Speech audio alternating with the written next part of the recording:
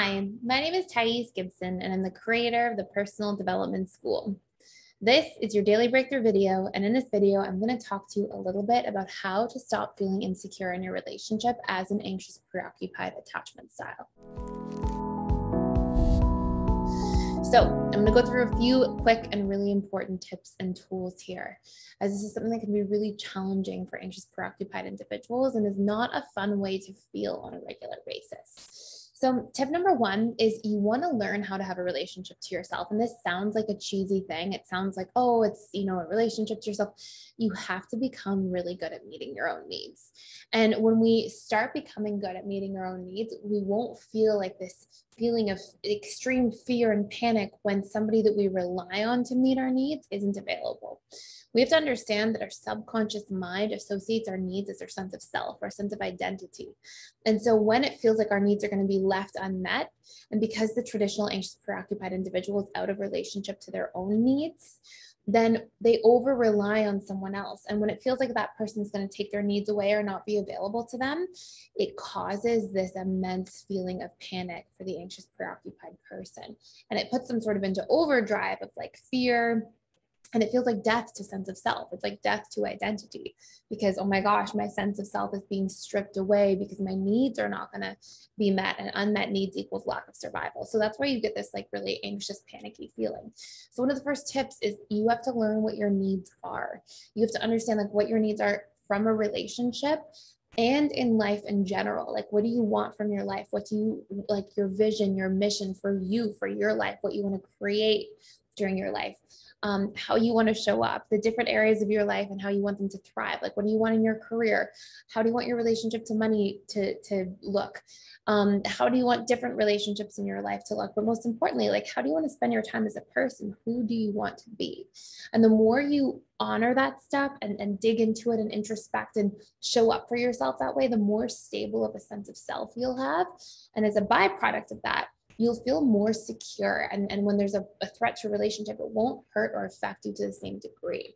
Now, if you want to do a really deep dive into that stuff, 2 courses I highly recommend you can check out for free with our 7-day free trial, which is in the link in the description box below. Course number 1 is Discover, Embrace, and Fulfill Your Personal Needs. It's all about understanding like who you are, what you want. And course number 2 is Strengthening Self-Identity. It's like learning like to really understand yourself at the needs level, but also like traits, create a mission, a vision, understand your morals and values as a person, and really build out your sense of self-identity. It will help you really dig into that so you can feel more secure, more stable, more self-confident in the relationship to yourself. And again, you can check those courses out for free. Now, another great thing to do is, this is a thought exercise here, and you can sit down and go, okay, what are the traits and qualities I'm looking for from someone else in a relationship, and what needs am I hoping they'll meet? And if you pay close attention, you'll see the qualities you're often attracted to or looking for in others are things that you want to empower in yourself at a subconscious level and have more of. For example, maybe you are like, oh, I want someone who's protective and supportive. Okay, good. How can you be more protective of yourself? How can you assert yourself better, your boundaries, communicate a little more openly? Like, the more you have that accountability on the inside, the stronger and better you're going to feel, and the less needy or panicked you're going to feel if you're not receiving those things from the outside. The other thing you can do is look for like, what are the needs I'm looking for from someone else?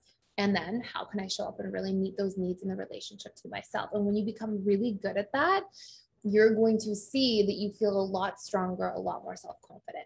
And then it won't feel so scary when there seems to be a shift or change to your relationship dynamic. So that's kind of like all tool number 1 there. It's a really important principle. Number 2, make a list of the things you feel insecure about and sit down and put strategies and solutions for them in the relationship. Don't be afraid to communicate. One of the most difficult things for people is that they don't get into a place in their relationships where they actually speak up and say, look, this doesn't feel good for me when XYZ happens, or hey, I really want to change this situation that we're in, or I don't like this pattern that we have. And when we don't feel empowered to communicate, we're actually not supporting ourselves. And anytime we have a need and we feel like, oh, I can't communicate it, I can't talk about it, my need is embarrassing, it'll be rejected. Whenever we make assumptions about our needs, in a way that our output of behavior is that we don't action our needs, then we get into a position where literally we are having a need, where we're pressing it. And I want us to imagine that that's taking place with a relationship outside of you. Like if somebody outside of you is pushing down your need, negating your need, what do you feel? You feel diminished, you feel small, you feel like your sense of confidence is shaken. And that's what we do in the relationship to ourselves when we deny ourselves of expressing our needs, of standing behind them, of showing up to advocate for our needs. And so part of actually healing insecurity in your relationship is to learn to talk about your needs, advocate for them, and feel confident in yourself to be able to show up for them. And sometimes that's a practice and it takes a little bit of work over time, but it's a really powerful thing to be practicing long term. So those are two really major principles. There's a whole bunch of other things we could cover, but I think those are two really important places to start.